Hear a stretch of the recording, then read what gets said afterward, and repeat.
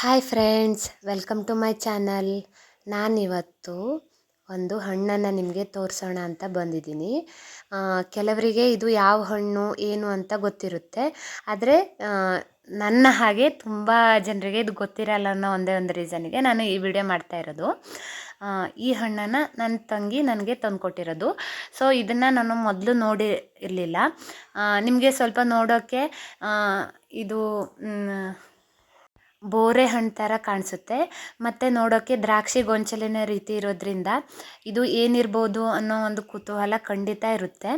ನನಗೂ ಕೂಡ ಅದೇ ರೀತಿಯ ಕುತೂಹಲ ಇತ್ತು. ಮತ್ತು ಇದು ಏನು ಅಂತ ನನಗೂ ಕೂಡ ಮೊದಲನೇ ಬಾರಿ ಗೆಸ್ ಮಾಡೋಕ್ಕೆ ಸಾಧ್ಯ ಆಗಿರಲಿಲ್ಲ, ಯಾಕೆಂದರೆ ನಾನು ಇದನ್ನು ಮೊದಲಿಂದನೂ ನೋಡಿರಲಿಲ್ಲ. ಸೊ ನನಗಿದೊಂದು ರೀತಿ ಹೊಸ ಹಣ್ಣು ಅಂತ ಅನ್ನಿಸ್ತು.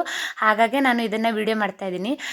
ಕೆಲವ್ರು ಕೇಳ್ಬೋದು, ಅಯ್ಯೋ ಇದರಲ್ಲೇನು ವಿಶೇಷ ಇದೆ ಅಂತ. ನನ್ನಾಗೆ ತುಂಬ ಜನ ನೋಡಿರಲ್ಲ ಅನ್ನೋ ರೀಸನ್ಗೆ ನಾನು ಈ ಹಣ್ಣನ್ನು ವಿಡಿಯೋ ಮಾಡ್ತಾಯಿದ್ದೀನಿ. ಇದು ಬೇರೆ ಏನೂ ಅಲ್ಲ, ಖರ್ಜೂರದ ಕಾಯಿ. ಅಂದರೆ ಖರ್ಜೂರ ಚೆನ್ನಾಗಿ ಬೆಳೆತ ಇರುವಂತಹ ಒಂದು ಕಾಯಿ ಅಂತ ಹೇಳ್ಬೋದು. ನೋಡ್ತಾ ಇರ್ಬೋದು ಒಳಗಡೆ ಎಲ್ಲ ಯಾವ ರೀತಿ ಇದೆ ಅಂತ.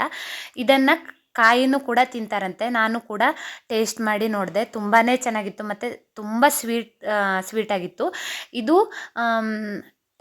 ಇದನ್ನೇ ಒಣಗಿಸಿ ಖರ್ಜೂರ ಮಾಡ್ತಾರೆ, ಅಥವಾ ಇನ್ನೂ ಸ್ವಲ್ಪ ಅದು ಬೆಳೆದ ನಂತರ ಖರ್ಜೂರ ಮಾಡ್ತಾರೋ ಅನ್ನೋ ಮಾಹಿತಿ ಖಂಡಿತ ನನಗೆ ಗೊತ್ತಿಲ್ಲ. ಆದರೆ ಇದನ್ನು ಹೀಗೂ ಈ ಖರ್ಜೂರನ ಕಾಯಿರುವಾಗ ತಿಂತಾರೆ ಅಂತ ಗೊತ್ತಾಯಿತು. ಸೊ ಹಾಗಾಗಿ ನಿಮಗೆ ಈ ವಿಡಿಯೋ ಮುಖಾಂತರ ತೋರಿಸ್ತಾ ಇದ್ದೀನಿ. ನಾನು ಇದನ್ನು ಮೊದಲೆಲ್ಲೂ ನೋಡದೇ ಇಲ್ಲದೆ ಇರೋ ಕಾರಣ ನನಗೆ ಇದೊಂದು ವಿಶೇಷ ಹಣ್ಣು ಅಂತಲೇ ಅನ್ನಿಸ್ತು. ಹಾಗಾಗಿ ನಾನು ಇದನ್ನು ವಿಡಿಯೋ ಮಾಡಿದ್ದೀನಿ. ನೀವು ಇದನ್ನು ತಿಂದಿದ್ದೀರಾ, ಅಥವಾ ಇದನ್ನು ನೀವು ಕೂಡ ನನ್ನಾಗೆ ಫಸ್ಟ್ ಟೈಮ್ ನೋಡ್ತಾ ಇರೋದಾ ಅಂತ ಕಮೆಂಟ್ ಮಾಡಿ ತಿಳಿಸಿ.